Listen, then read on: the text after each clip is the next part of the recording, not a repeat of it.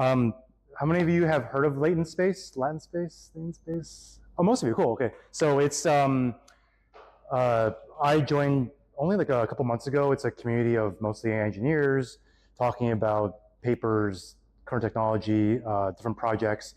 It's also a podcast, and the organizers of it also put on the uh, AI Engineer Summit in New York City back in February of this year. Really well attended, and we've been trying to get together, get the community together, and this is kind of the first manifestation of that. So if you haven't joined the community, feel free to join the Discord, and there's a New York channel where I posted this meetup and things like that. So definitely check out Landspace, the community, and also the podcast, the newsletter. We're just going to do quick demos, lightning talks, and the rest of the time would just be for asking questions of us, and hopefully you all can just meet each other. And so I'll start off myself. My name is Al Chen. I work in engineering operations at Grammarly. Don't really work in AI specifically, but it was one of those things where, oh, this is latent space, by the way, newsletter podcast. Sorry, I should be putting the slides forward. And for me, I just kind of got involved in the AI just from doing research and stuff earlier this year. I kind of got the same bug I got when I first discovered crypto back in 2017, dove into Ethereum, Solidity, and the whole DeFi thing, and haven't really felt that same kind of interest and itch ever since discovering AI, specifically some of these things relating to MCP and things like that. And so this is really just out of me being curious about what you all are working on, what's going on in the space, and just kind of doing this thing on my own time. So that's kind of why I'm here and why I'm putting this together and hoping to meet a lot of you. So I'm just going to walk through really quickly some projects that I've been working on, and I'm still actively learning on a lot of things. My first kind of aha moment, holy shit, this is awesome, was actually just using this Google Calendar MCP. This was like 2-3 months ago when MCP kind of got on everyone's radar. And there was this project from, I think his name is Nathan Spady, just something he put up on GitHub. And all it basically did was you connect it with your cursor and you can call the Google Calendar tool, and it will allow me to schedule calendar events. But more importantly, it would talk to me and give me things like, hey, if you schedule this event tomorrow, it conflicts with this thing. Do you want me to cancel that thing to make room for this thing? And just having that ability to talk naturally to cursor, the Google Calendar MCP, was a pretty eye-opening thing for me, and I can actually use it for my day-to-day life. And then fast forward like a week, I'm not sure if, I think someone from Last Mile registered here, but they presented this thing called MCP-Agent, another open source project, and it's starting to get into the realm of agent workflows. So if you have one agent that does research on the web, another agent that creates an Excel file for you, another agent that does this. And so I created a simple tool to figure out if you should buy or sell an apartment in New York City. And the output was an Excel model. These are kind of all the different steps in the orchestration. There was like a spreadsheet monkey agent who would actually create an Excel file with a financial model of whether or not you should buy or rent in New York City. So just something fun I kind of created on the side, and also open source. And then more recently, I've just been diving into all of Google stuff. So just I'll show these slides afterwards too, but there's a lot of like different tools and platforms now within the MCP space. Is just one aspect of the whole AI movement, I would say. One thing that I'm kind of looking more into and interested in is like all the classic compute models that we're used to with cloud systems, like don't really apply to the compute required for agents. And there's just like a nice little table breakdown of like, the different compute paradigms and also the challenges on why it doesn't really support our current AI workflows. So lastly, just came across this article. It's actually shared internally at my company. I mean, you guys come across this article recently called Horseless Carriages. It's the idea that all these companies are tacking on AI to make it seem more helpful, but in reality, nothing is really that helpful. And I'd argue that for me, the most influential product that has AI is all the coding assistants like Cursor, Windsurf, at least for me.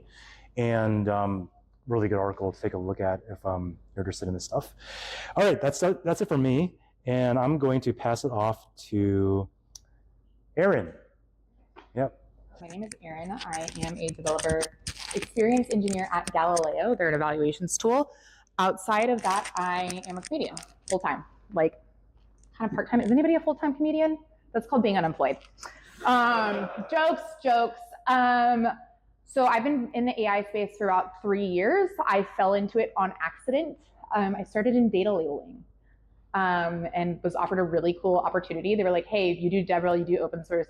Do you want to be an open source maintainer and learn machine learning on the side? And I was like, sick, sounds great. Didn't know anything, built my first model. I love serious demos that are very enterprise focused with very real use cases. So my very first model I built on Naked and Afraid, the reality TV show. Anybody watch this? Am I the only? They're like, yes, Aaron. TLDR, the model predicts what's the hardest country to participate in Naked and Afraid, and the most common reason that people get out on it. Fun fact, don't eat the snakes. That's like #1 reason. Anywho, all of this to be said is I have been playing around with this for 3 years now. Again, naturally, I love any excuse to goof off at my day job. Who else? Also, I should have warned you guys, I'm a forced participation speaker. Like, come on, you've got beer here, you have a good time. Like, let's have a good time. So I like to goof off on my day job and use their credits. On OpenAI, I mean, have a really great time and learn a ton of things. Am I just dumb with AirPlay? My screen mirroring? No. There we go. And so I have been building. Oh, it's the other one. Just kidding. I'm streaming it to someone else's TV. Step 1, stream to right TV. Don't talk in demo. So I ran a comedy collective that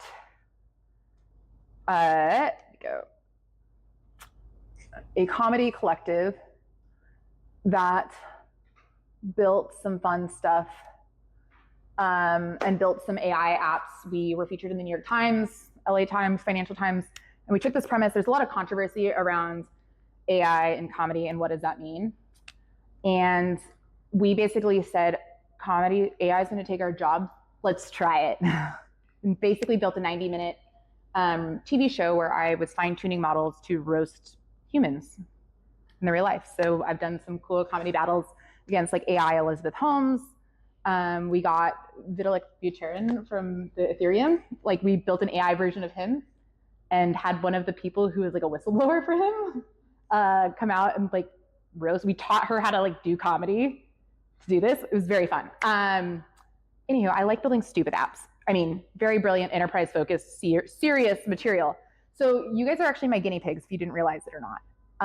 I'm currently working on a demo. It'll be giving a full talk at Databricks Summit in a couple of weeks on this. But I wanted to test how many people know what an AI evaluation is. Okay, cool, got a bit like this. You guys are an AI-informed room. And if you're not, TLDR, I like to say in the language of my mom, she goes, what do you do? And I'm like, I make sure the robots do what they say they're gonna do, Mom. And then she's like, why doesn't my Amazon? I'm like, shh, that's not me. Go talk to Daddy Bezos. And I wanted to test, could I write a formula and write a model that would help me make better models and better jokes? Can I essentially outsource my job at comedy, much like I'm trying to outsource my job in the daytime so AI can take my job and I can go to the beach, right? So I built a couple of apps. The data that we're going to put into these apps today, I am taking the results, I'm going to put it into a fun little data set, and I'm going to start using that. How many people are familiar with the concept of reinforcement learning? Cool. Yeah, so we're going to be I'll be building a reinforcement learning. I'm doing all of this live, so if you come to the talk in a few months or a few weeks, all of this will be mapped out. This is literally try 1, so this could go great, this could go terrible. But we'll go through a couple different apps. First off, I built an app to get off this planet. Who wants to get off this planet anytime soon? Dystopics. Yeah, hell yeah, let's go. So I was like, we need to get off this planet. If the world burns down, how the heck do we get off? So I launched, it's got this cool little thing. Behind the scenes, this is an agent. So this is, what it does is I gave it one of the tools that it has. So an agent, typically agent frameworks, let's rewind. Typically agent frameworks, you have a type of descriptor that tells you, hey agent, go do this thing. And then you have a bunch of tools.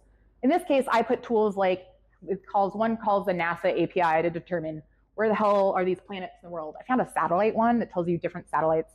And then I decided to get weird and import cars from Gran Turismo in this thing and a data set of Star Wars spaceships. So we could see this could go really great places. It also does have some silly things. And then I made because comedy. Again, too serious? No way, not me. I put an additional tool in it that is a comedy roaster tool. So it'll make the response a little snarky. But does anybody want to help me plan their get off this planet? Does anyone have a good question? We should ask it for planning our interstellar travel, and I'll zoom in right there. Yeah. Would I be able to use one of those roller coasters, and how fast would I have to go? How does the diameter have to be? I love this. I've been on one roller. I've only been on one roller coaster in my life, and I hated it, and I almost cried. But we're to be in a loop roller coaster, and how fast? Yeah, I have to be going to break the Earth's atmosphere into the space. Oh yeah, safe. Escape. Guys, I did not study. I studied political science. Okay, space to break. We said exit velocity right here. Escape. Earth atmosphere.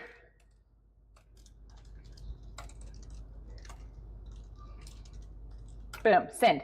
All right, so it's gonna, and it's gonna be like, hey, you didn't update your API key when your company decided to rewrite all your keys. So I'm gonna unscreen share for a second just because API keys, and I'm allowed to exploit them for work, but not y'all. They get mad at me when I do that. Let me quickly go update that key.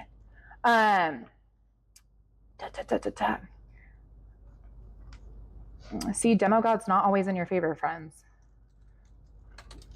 But I like that question.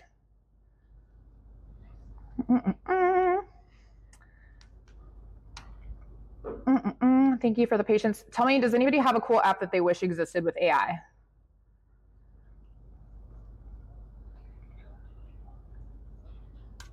No, we don't wish anything existed. We're all like, this is great. The world is wonderful as we existed. Yeah. What are you gonna build? What do you tell me? Sorry. It's like after somebody says something and then you don't hear anything, automatically takes your credits. Oh, I love this. I love this. I did get banned from OpenAI for a period of time. My claim to fame is I built a dating advice robot based off of Andrew Huberman's dating advice when all that was going down on how to optimize your day. Sorry, y'all. Thanks for the patience as I'm running.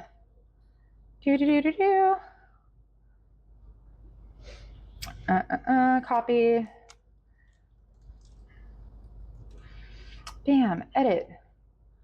Bam. Settings. Environment variables.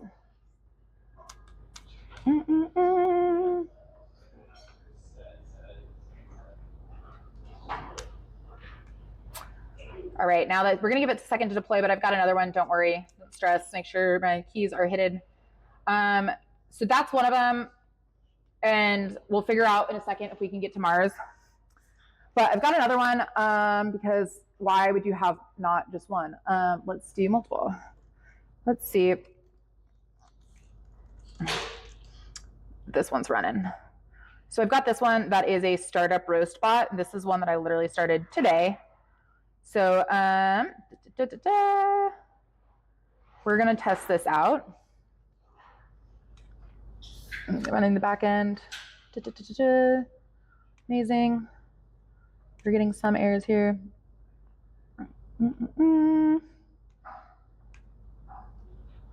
Y'all, I need my own thing. So I made a startup simulator because I went on basically, so this is trained in my data set for this. I love public data sets. I scraped some of AI subreddits, and I feel like if you're on any of those AI subreddits, like everybody, like every third post is, how do I build an AI agent to make $1 billion? And they all have these great ideas. And I'm like, okay, great. But then they're like, I don't know how to do it. And so I took a lot of those ideas and I scraped them and I shoved them in here. But it'll take an existing idea. If you put it on here, you can literally give it a startup name and it'll tell you if they're going to invest in it or not. I have not tested this since I was porking around with this, so it could be breaking. But somebody want to give a good startup idea? Startup name. Fitbark. That's Fitbit for dogs. Fitbit for dogs. Evaluate it. Oh, and then it's, yeah. Okay, so cool. Running into the same error because I probably deactivated my other key when I upsetted it. Awesome. Good job, Aaron. Okay, well, we're having a fun demo day. Let's hopefully get something working here. If not, you guys can just be like, Aaron, you build silly apps. Yeah, okay, so apparently my keys are being broke, but that's what I do. We'll give you something working. I am so sorry about that. We love security policies from companies, but I'll post this on YouTube's. And if you guys like it, then you can see it later. The demo god's not in my favor today. Yeah, I think Aaron, she'll send them. I'll share the videos of her actual demos with you guys all afterwards over email. So yeah, we'll actually see the things. We did literally an OpenAI key reset yesterday. We love keys getting reset. Yeah. Did you scrape Reddit manually, or is it still accessible? The API is still pretty accessible. I think they got too much flashback. So I actually gave a talk at Strange Loop on this a few years ago. And like they said that they were gonna not like deny all that access. You can still do it. They don't have their API has always been terribly documented. Find me afterwards online. I actually do have a Reddit, like a script that scrapes it. So if you find me, I'll just send it to you. I also have a YouTube scraper. Don't tell the people at YouTube or Google, don't tell them that. It scrapes and transcribes YouTube videos and saves them on your desktop. Again, I like building stupid apps, but I use them for benevolent purposes. So thank you all for being part of it. Thanks. Thank you. All right, next up is Joao Wenzel. Yeah. Wenzel, okay. I'm Joao. Nice to meet you all. Shout out to Latent Space team. Shout out to Signalfire for hosting this. Really cool. I am going to talk about agentic payments, something that I hear people don't really talk about very much yet. I went to the AI Engineer Summit a few months ago, and I was asking, are you comfortable with agents making payments? Everyone's like, not really. I don't really even trust my agents to send emails to my boss, much less transact. So I'm going to talk a bit about some things that the community is thinking about. I wish I had things to demo. We're going to ship some things in about 4 weeks. I'll come back with real terminal demos. But for now, it'll do. So I run product at Katina. We're a product studio. We've been building agentic workflows for about 2 years. I started working with LLMs way back in the day at Google Brain, went on to Netflix and applied ML. So I've been working with this kind of stuff for a while, and then did a big detour in crypto, and hence my passion for stablecoins and where these two things meet. And you can follow me if you want. Stupid memes. So question for the room. How would you get an AI agent to actually pay for its own inference costs? Has anyone tried this before? Yeah? Yeah, wallet. So crypto rails. Okay, anyone else? Okay, yeah. No one's really doing it. And we talk about autonomy all the time, but what does autonomy mean if you can't get an agent to pay for its own costs? There's OpenRouter that takes crypto. You can pay in USDC, that works. You could give it a credit card, but that's not legal, and it'll run into like all sorts of issues because the web is designed to block automation from a bot, right? There's CAPTCHAs all over the place. There's fraud detection systems, authentication challenges. The web is not made for agents to make payments, and so that's what my team is thinking about. And I hope I can at least seed some ideas in the community so we can have more productive chats as opposed to no, I'm not thinking about it yet. So. Right, like we all know this, right? There's this like great trend from tools to assistants to autonomous actors, And you have like now these great agent-based workflows, whether it's Manus or like O3, basically multi-agent swarms that are able to do some pretty complex stuff, but they always fall short. You know, the canonical example is always buying a flight, right? And every single demo is buying a flight, but they don't actually buy the damn flight, right? They do the itinerary, they can't click go. And so we need to figure out a way to address this. So that is what I said, right? Like AI agents, they can't pay for an API, they can't purchase access to, let's say, content that's behind a paywall. Deep research is fantastic, but once it hits something in Elsevier or basically anything that's behind a paywall, Business Insider, for example, it can't just say, hey, the reward exceeds the cost. I want to buy this Business Insider article because this has the answers that I'm seeking for my my human, let's say. And there's no way to compensate a human for verification or execute time-sensitive financial decisions, none whatsoever. And so, you know, basically to emphasize why this all matters, basically you have this ability to have systems that are able to function 24/7 without human bottlenecks, but they can't go ahead and actually execute payments or pay humans for things. It's a new business model, right? Micropayments, we've been talking about this for like 30 years, and the financial rails aren't really built for that because the costs are so high, they really add up. And so when you talk about executing, for example, a payment for a small unit of compute or a small data atom, it just becomes infeasible. And that using these new financial rails like stablecoins where the transaction costs are 1/100th of a cent, really unlock a lot of things. Usage-based service, right? I'm going to talk about that in a little bit. But like basically outcome-based payments is, I think, a really exciting world. And monetizing MCP servers. People are building some really cool MCP servers. There's no way to really monetize them at runtime, right? I can deploy the server with an API key, but I can't really monetize them. And so you lose a lot of potential like people at the top of the funnel that I might convert into users of your product. So use case one, humans paying agents. This is all pretty straightforward. You have AI financial agent, an analyst paying directly, being paid directly for custom reports, right? Like I am just basically paying an agent for some service. Now Harvey and like all these companies are built around agents, but they're not sort of available in a registry somewhere for other agents to find them and to sort of autonomously decide to use those services or those and basically transact. So that's one use case I'd love to get people thinking about. Agents paying humans, right? Like they're specialists, there's data labelers. If for example, a model doesn't have a great confidence level for a particular label, hey, maybe just like go and reach out to an expert, right? So there's all sorts of use cases for agents paying humans. And of course, agents paying agents. Excuse my corny GPT-4 generations, but it's kind of illustrative, right? Here, what we really anticipate is to see a web of agents, right? I talked about registries. There are people kind of thinking about this more and more. Last week at the Decentralized AI Summit at MIT, I came across Nanda. It's like a registry for authorized or authenticated MCP servers. That's great. It's a really cool step in this direction, but it's not enough. And so, you know, with the assumption that you have this, you can really quickly imagine agents that just sort of invoke one another as needed to have much more sophisticated service offerings for humans. Something I'm really excited about that I'm demoing already, right? It's like, right now it kind of sucks that on Cursor, I pay for every inference as opposed to every useful piece of code that's provided to me. Now, if there was some sort of agent in between an MCP server and that provides some sort of, I don't know, wrapper around an API or even just the actual LLM itself, you could imagine a world where the agent determines, well, the person actually clicked accept. This was a useful piece of generated content.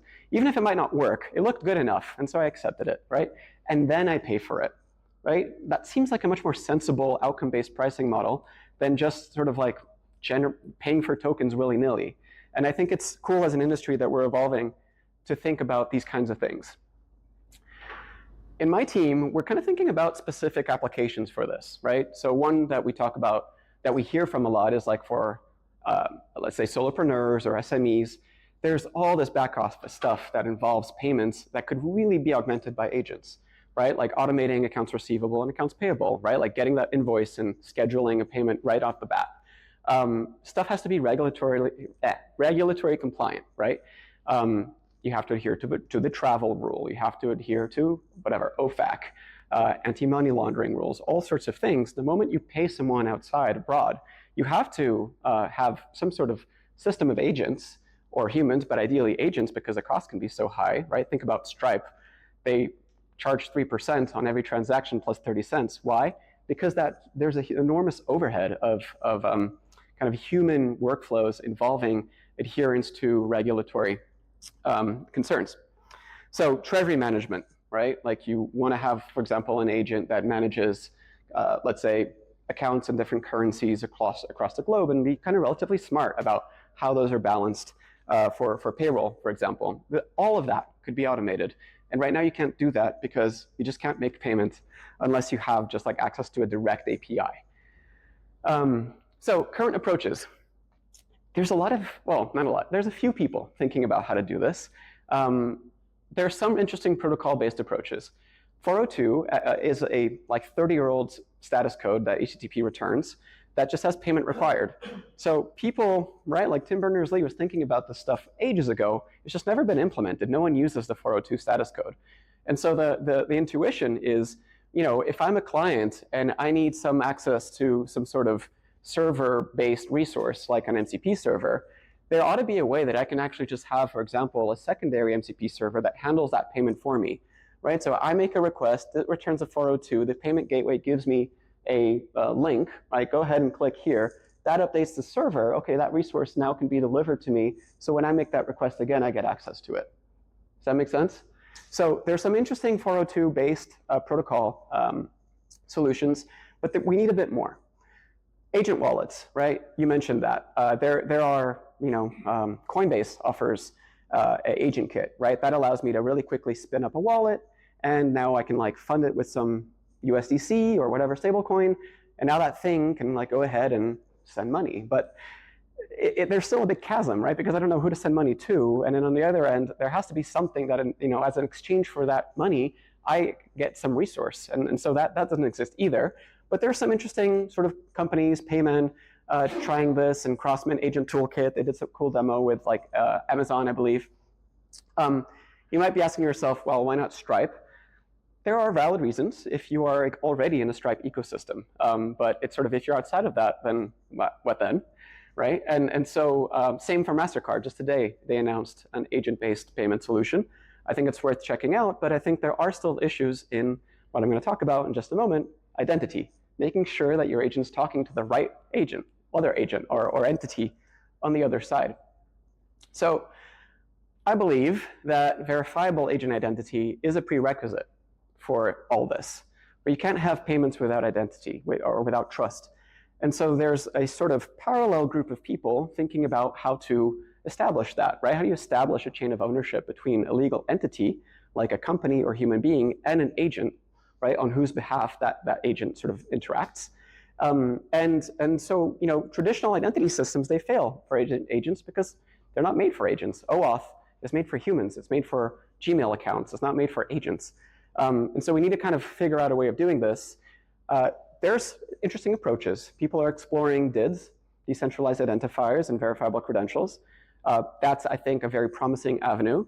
There's NFTs, right? There's different things people are exploring to sort of represent some sort of, some sort of soul-bound identity for an agent. But we need to come up with some more interesting solutions. So I'll just close off by saying the legacy infrastructure system is simply not made for agentic payments. The volume, they won't support the volume of payments these agents will make, nor like the trust assumptions that these agents need. The authentication piece is broken / does not exist. Compliance is a huge issue. Like most people, you know, if you're handed 50 bucks by someone who's on the OFAC list, you can go to jail. Like you can, and there has to be some sort of protection. There has to be some way that I, as a human, can approve transactions if they exceed certain thresholds, if they are, you know, being made for sort of sketchy recipients, et cetera. And so all of this, right, we need to balance this sort of agent autonomy with the appropriate controls. All right, I was babbling on for a while, but I hope that was useful, and we can talk about payments or anything else later when we network. Thanks so much. Oh yeah, sorry. All right. Thanks, Joao. And next we have John. So I'm going to talk about building a self-improving agent and how we would do that, and some experiments that we've tried to do to make that happen. A little bit of background. My name is John. I am on the DevRel team at Arise. If you haven't come across Arise before, we're an observability, evaluation, kind of tracing, experimentation, prompt management platform. And so we do a lot of helping people improve their applications, build their applications, and improve their agents over time. And when people kind of use the platform that we have, the way that they use it the best, the people who are kind of using it with the most efficacy, are using a combination of all the different kind of tools, which is like tracing, evaluation in production, capturing data sets, annotating those data sets, experimenting based on those data sets, and using those to understand their application. So I have basically been watching a bunch of people do this and like kind of build this cycle and use this one to improve their applications. And for a while, I've been trying to see if I could figure out a way to make this happen automatically, because it is kind of the cycle that you theoretically, like a lot of these steps are already automated in some way. If you look, there is kind of a step sometimes of humans coming in to label some of the data, or humans adding their own kind of inputs to the data. But I kind of wanted to see if we could do this with just like a full automation loop. So you could just kind of turn that on and your agent would improve itself over time.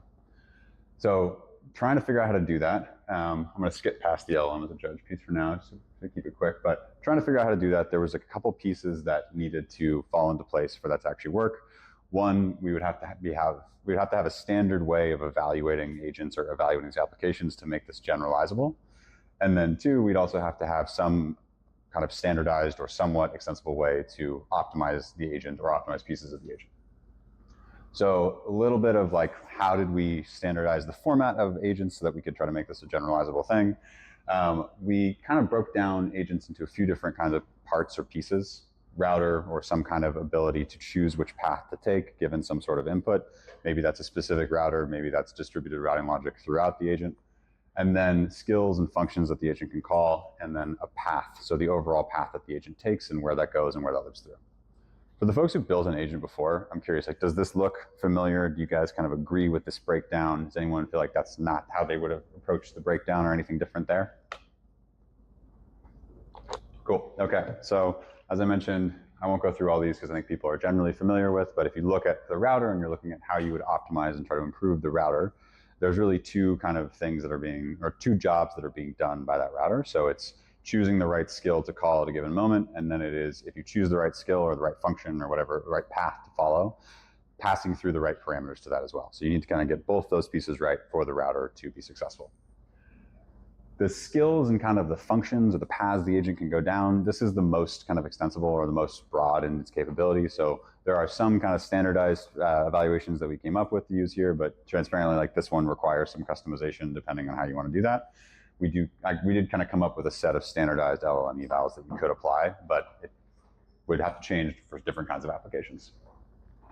And then the overall path is kind of not just the choice the agent makes at a given moment, but the overall path. Did it loop? Did it go through steps that it didn't need to go through? Did it repeat steps? Anything like that. So those are kind of the pieces that we took to say, okay, these are the parts that we're going to try to optimize.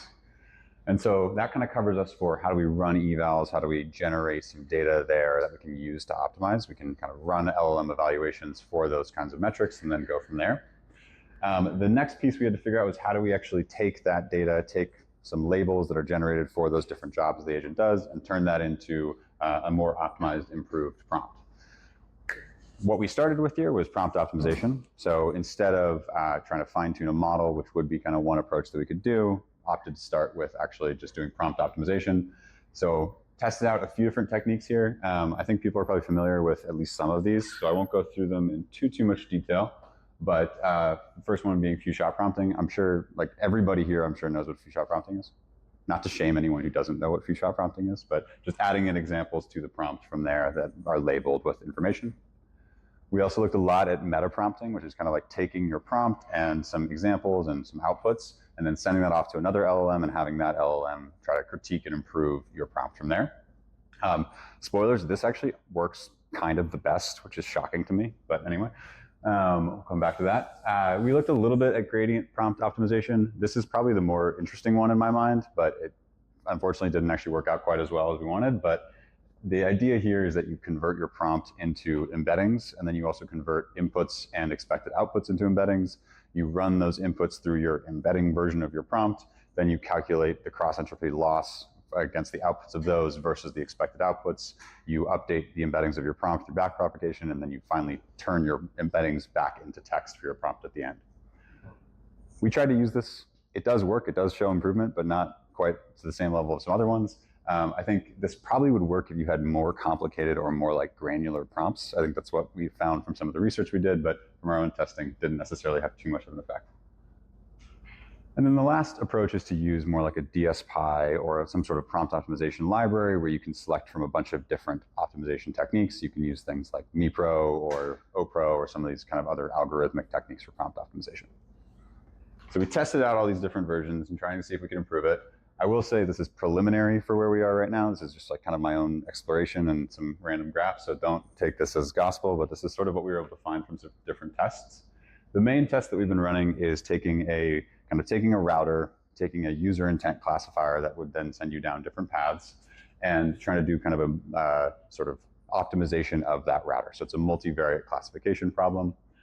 We would train it with about 100 records that were labeled. Again, we labeled those with an LLM because we wanted to have this be the sort of closed loop optimization process. And we tried to vary a bunch of different batch sizes. So how many examples did we send through to test and to optimize there before testing and sort of evaluating the results? Interesting thing that we found, it does improve things slightly, not that much, which was kind of interesting. But we were seeing pretty consistent improvement of a few percentage points. I think the big thing to call out here though is that this baseline itself is also is post some fixes that we made as well too, to cover a lot of the low-hanging fruit.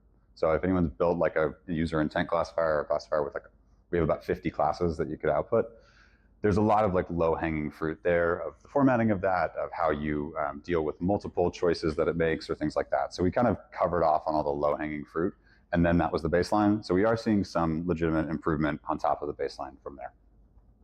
To give you kind of some other insights that I kind of pulled from there, the techniques generally performed pretty similarly. This is meta prompting up here, which actually performed the best out of them. But across those different techniques I showed, similar-ish results, I would say. There's kind of a few percentage points difference overall, but meta prompting actually did turn out the best, which is great because it's also the simplest to do.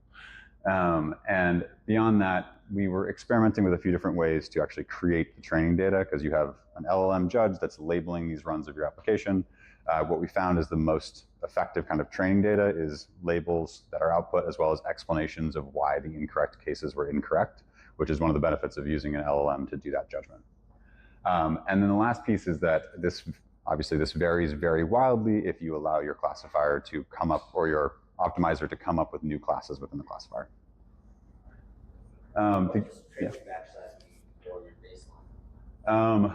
That in that case, is that just how many runs you did, and then you did? Yeah, basically. So in this case, like the 5, you're pulling like 5 examples, you're running through that, then you're evaluating and repeating that. So it's just basically how many runs is part of that. Yeah. To give you an idea of like some of the changes that were made, just to kind of point to like looking at some of the data, one of the big things is that when there were ambiguous inputs coming in, the optimizer did a better job of actually classifying those as ambiguous and kind of just removing that. Also, I'm sorry that this is a travel agent. I have to say it. It's like the rite of passage, honestly. Exactly. Like travel agent. Yeah. It was a good example, and it was one that we see a lot of people doing, so that's where we pulled the data from. But after hearing that, I was like, God, I have a travel agent slide. Can I change that in time? But we did see some other examples too, like when there were classes that were pretty similar in what they were looking for, it did a good job of kind of ironing those out. And then one thing that was interesting is that it seemed like there was some element of like keyword association going on within some of the prompts. Like people asking about like budget options would always get the asking for a discount kind of classification, even if they were just asking for filters on top of that. So the optimization did a better job of kind of ironing those pieces out as well. And so I mentioned we're kind of like just starting along this process. We're pretty early on. We're going to be testing out some additional optimization techniques, some other use cases and things like that. And then if this proves to actually be a sort of workable solution, we're going to try to productize this into the product at some point. That QR code will take you to a notebook that actually goes through the whole loop.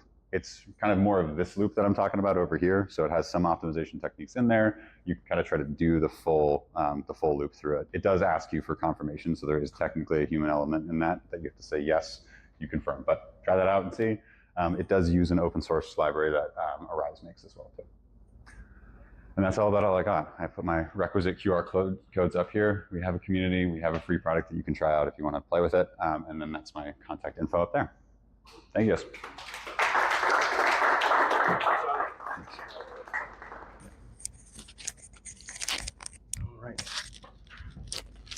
All right. Next up, we have Nitin Pasa.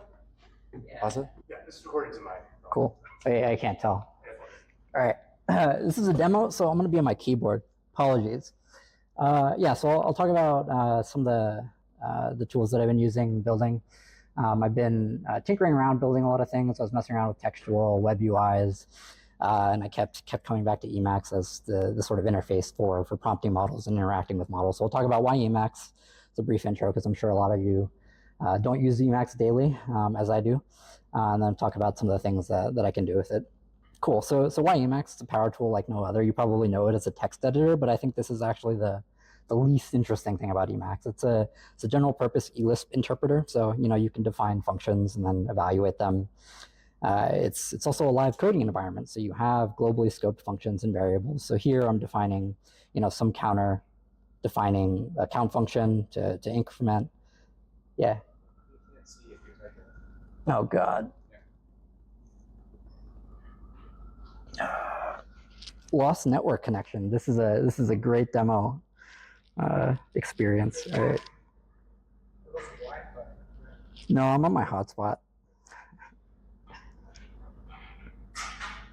I'll toggle it.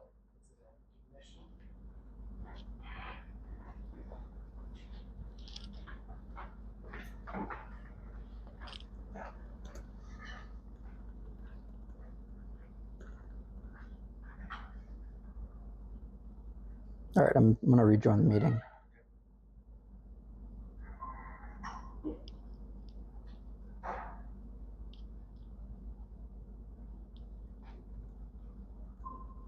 All right. You see that? Cool. All right. So Emacs, it's also a live coding environment, so you can define variables, you can define functions. Here I'm defining a variable, running a function to increment a counter. Run it again. We can look at the value of this counter in some arbitrary place in Emacs. Cool. So, got some state. That's pretty useful. The other cool thing about Emacs is that everything is interpretable, inspectable, hackable. So, we can define this little function here to estimate the token counts in the current file. It seems pretty useful for working with models. We can also do something a little bit more fancy. Yes, Claude wrote this for me. So this is getting the last content, the last command we ran, and its output in vterm, which is a terminal in Emacs. So we can write this date function, run this to get the contents, and we see here we have quite easily the last the result of the last command and the command itself that we ran. Cool. The other thing I really like about Emacs is that rebinding keys. Key bindings are first-class entities, so you can simply remap F5 to do whatever you want. Here I have it invoking hello world, and so see here at the bottom, hello world is printed. Cool. And so what I like to do is have the models really close by. So on my home row, I have prompting of models. So here I just press space JB and I'm talking to a model. Pretend you're a human. So this is Llama from Cerebras. So it responds pretty fast. It's gonna have some attempt at being a human. And I also have a default set of models that I like to query for any sort of question analysis debugging. So let's ask, when is AGI coming? And so I have a standard set of models that I query by default. Yeah, and it's kind of nice to see the variety of answers you get from them. they have different strengths. All of them are going to be very conservative here and not give a strong estimate. So the other cool thing about this is everything is scriptable, right? So I suppose I have some of these deep questions that I want to ask. Well, I have a function that can invoke a model, so let's just go ahead and invoke that, and we have some questions and some answers. Llama thinks it's supposed to respond in XML because it got context in XML. All right. And if you wanted to get fancy here, you could define. This is like a more practical use case, right? Where suppose you wanted to bind to F5 to prompt the model, asking it to debug the last command that you ran in a shell. And if you want this to be a true F5 function, you just extract the command that the model recommends and just run that directly. But I'm not going to do that for obvious reasons. Cool. So manually providing a lot of this context is it can be pretty annoying. So I have a utility function that just collects a bunch of context for me, and so I'm going to hop to its definition here. And so some of the things you can just automatically collect, right? The current file name you're visiting, the list of all visible files. So if you're in a code base, you open a bunch of buffers visiting all your code files, the contents of all of those files, and then metadata about the project that you have, which Git hash you're on. And I like this one, the current region, so I can select a particular region of code or a particular region of text to point the model's attention toward this thing. If I think a bug is here, or if I think, or if I'm directing it to debug a particular function, that's very useful. So I can just select this and quickly prompt the model to do this, right? And it knows that because I have this region selected. Actually, the Llama's not going to give a great response. Let's ask Claude. And so, Claude will give us a roast, and we'll ask Claude. I think we're stuck under context. Yeah, my internet's up. Yeah, and I'm seeing it, the meet on my end update.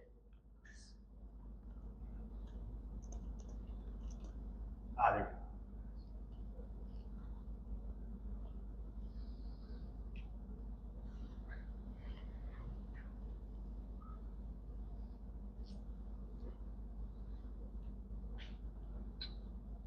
Mirroring this stuff.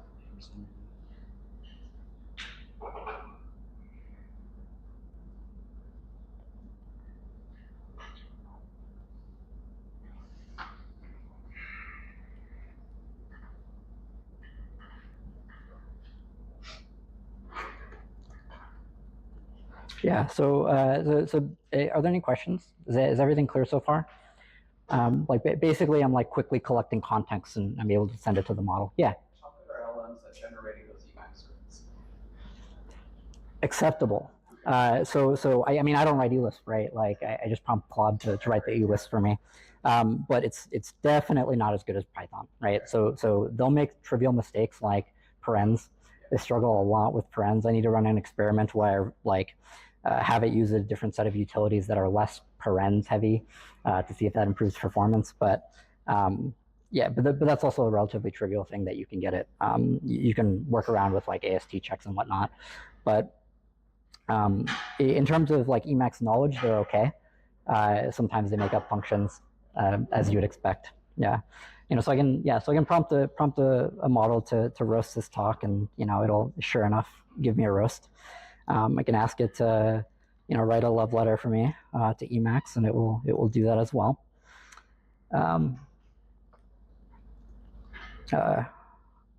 Oh, poetic. All right. And so there's a bunch of other features that I have. I can prompt an image, prompt to generate an image, and we'll see that running. And that one's going to take a minute to run. There's also voice input, but I won't demo that now. This is also relatively easy as a wrapper around the Whisper API. The other cool thing is PDFs, right? So when we have a file open, it's relatively easy to interact with the file. I'm using Markdown to extract the contents of the PDF as text, and so this is what the context that's built looks like. So you can see here we have the the PDF as a bunch of text as outputted by Markdown. And so, you can select the region, ask the model, explain this to me. And then you can hop to a bunch of files that you have open and ask what is the historical trend here? I'm sure you guys can come up with more interesting questions to ask, and all of those files will be pulled into the context window for prompting the model. So it's pretty nice to be able to do that conveniently. Here's the image that was generated by the OpenAI model. Cool. So you can also prompt for code patches. This is just asking for a prompt string, and I have an example here where I asked for a prompt or for a patch, and you can see a patch file generated here for a simple fast API service, and I can look through it and then apply it with some hotkeys, and sure enough, I have some code. For further configuration, I have a transient menu, which is just a slick UX for being able to further customize how I invoke models, so I can cycle through workflows that I might want to run. I can pick a model that I want to use, and then quickly invoke that option. So you can imagine one way that you could put all this together, which is you iterate on some project plan, some implementation plan with the models until you're happy. Then you prompt the model for some project scaffolding to generate the project files for that code. And then you can prompt models for patches according to that plan, either do this scripted or manually invoke it file by file. But I don't actually do any of that.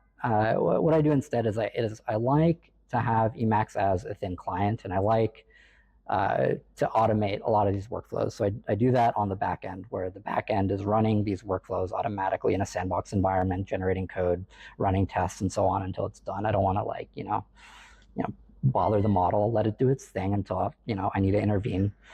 So I have this is kind of how I think about it and how all this works.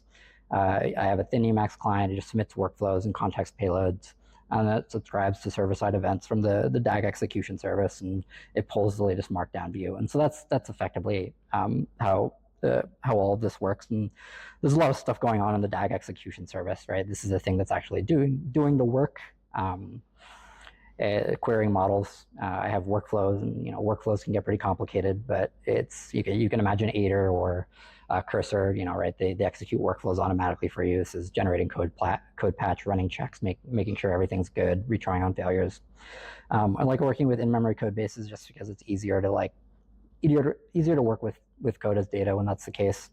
It's multi-threaded. Durability is nice. Durability is really nice because kick off a workflow and then come back to it days later and see if it worked or not, right? Just let it do its thing. Observability via OTel policies are really nice because it gives me lots of confidence that this thing's not going to run indefinitely and just consume a lot of tokens. So I have sensible policies based on the workflows, how I kind of expect the token usage to run for that. And then the fact that the entire DAG executions agent observable is also really cool because your agent can see, oh yeah, these tasks have failed, or these are the steps we've taken. Let's plan accordingly. Yeah. That's it. That's all I had. Thank you. Sorry. I really like that. Yeah. When you say multi-threaded, what are you meaning by that? I was really enamored by Emacs, but intimidated as hell. And I'm a Vim user. I say that as someone who uses Vim. Yeah, I'm using Vim bindings in Emacs, so you can do that. So if you're very comfortable with Vim,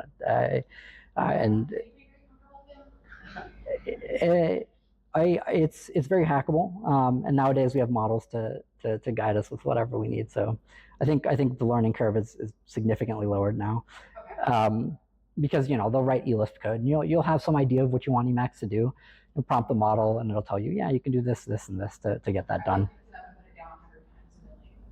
It's intimidating. I would start with a starter kit, like Doom Emacs. I'm using Doom Emacs. It's nice base to work with.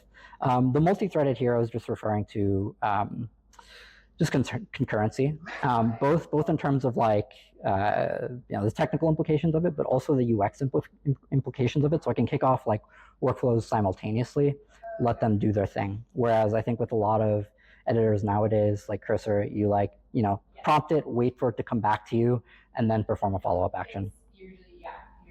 3 different tools. Right. Cool. Thank Yeah. you. Yeah. So GlumiMax, right? I'm using it as well. But if you're starting with GlumiMax with nothing but GlumiMax, where would you say somebody should start tweaking to? A lot of it's like self-built, like by you, right? Yeah. So, what is the first thing somebody would need to do to get started? That's a tricky question. My like best point of advice would be to start with where you are and make incremental progress toward where you want to go. So avoid like large overhauls of your workflow and instead make micro adjustments. So just getting like an understanding of Emacs's capabilities is incredibly valuable, and then take baby steps from there.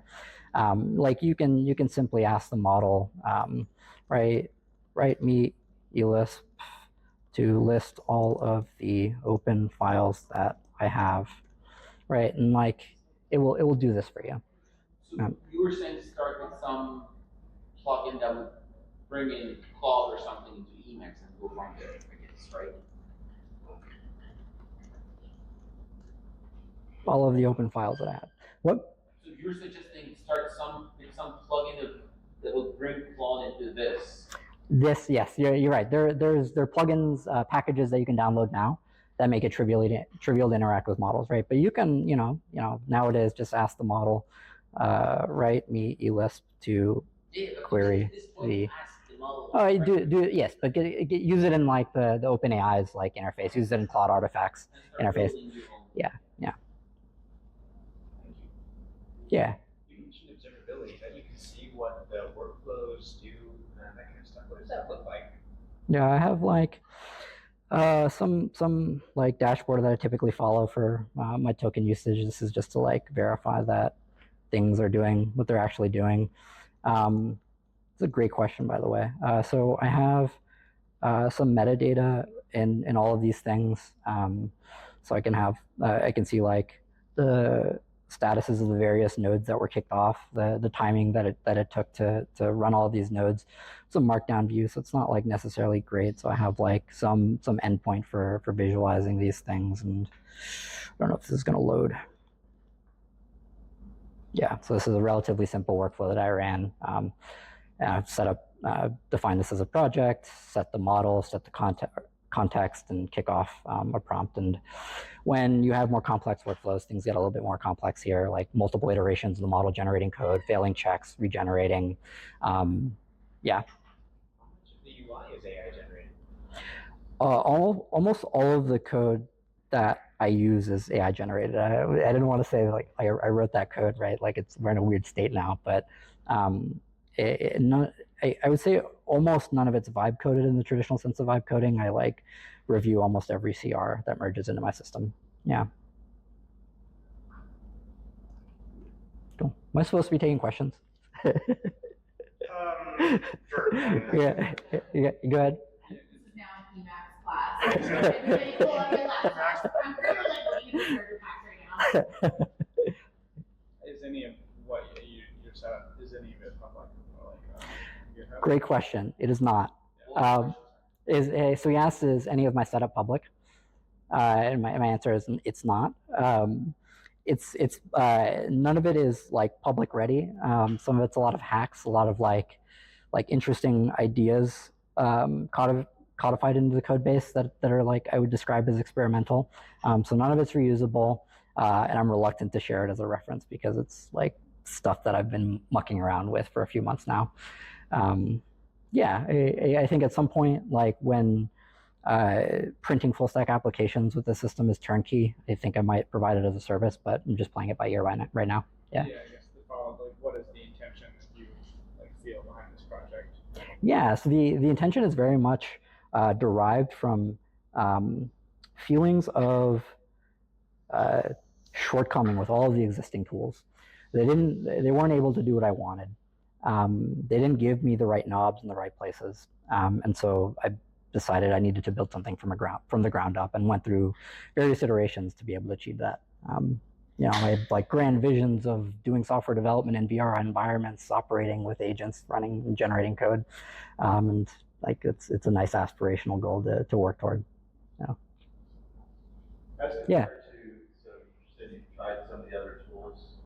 cursor would serve. Yeah. Other than the multi-threading, did you notice any difference post-implementation? So like I run Yeah. into, for instance, like the single threading issue, like put one thing in a cursor and kind of, I just keep a couple different cursors open just to get around it. Yeah. I'm curious, what was the difference you felt, if any, from some of the other tools? Yeah, I would say the UX is, I think, a very significant implication of this, not being like bound single threaded. So as an example of this, I have a workflow that will print or generate applications end to end from the back end to front end. And I want to test this, so I can simply prompt the model, generate 50 ideas of relatively simple applications, and then just invoke some Python code and they run simultaneously, and then I'll get them back and run evals, do some debugging, right? But it is the ability to kick off workflows like this is just a first-class thing. To have the workflow traces as data that I can operate on is a first-class thing, right? And so doing wholesale audits of what happened, like where were the failure points, like when were retries performed. Having more control over these workflows is incredibly powerful. I can decide when things are done via prompts or when things are done via code. I don't prompt the model for writing code in a particular way if I can define an AST check that performs that instead. So it's having more power is really nice. Yeah. We might Cool. just stop there. So Yeah. thanks, Evan, for Cool. walking through ZMAX.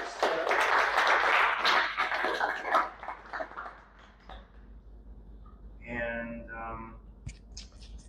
yeah, that's basically it. Appreciate everyone coming out. The rest of the time just to hang out. And I'll send an email afterwards, but if you want to present a project, just email me. I'll share my email afterwards and try to organize this maybe on a more regular basis. So, yeah, thanks for coming.